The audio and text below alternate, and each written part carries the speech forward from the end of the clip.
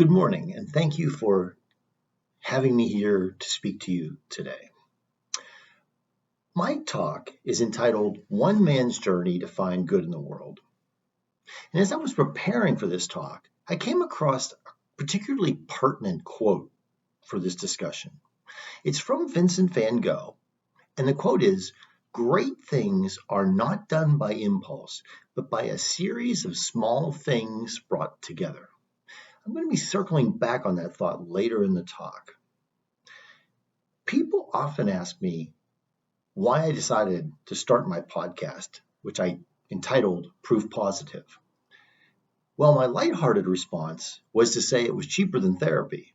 But let me give you a more thoughtful answer. In 2016, it seemed to me as though a black cloud had descended upon the United States.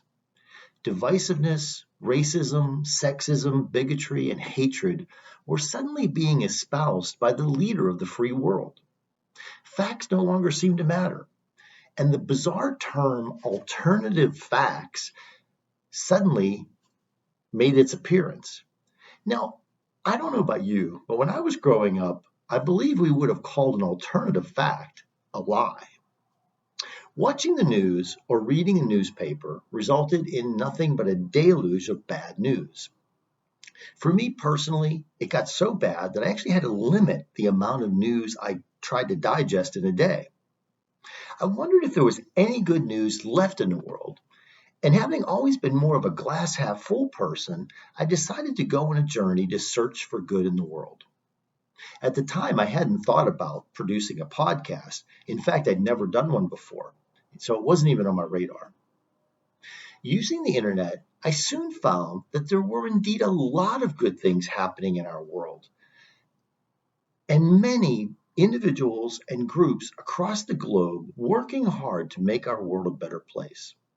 Now, sadly, their stories weren't always covered in the mainstream media, and that is why I decided to start the podcast. Let me pause here to mention the two goals for this talk, which mirror what I would tell my podcast audience. First, I hope that these stories that I'm going to share with you will make you feel better about the state of the world. Personally, I'm more optimistic now than I've ever been about our future.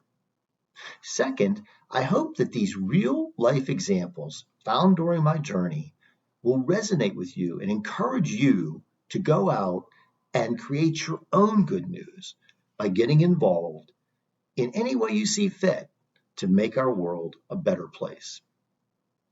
Because I'm absolutely convinced that no government, politician, or religious leader is going to arrive and save us from ourselves.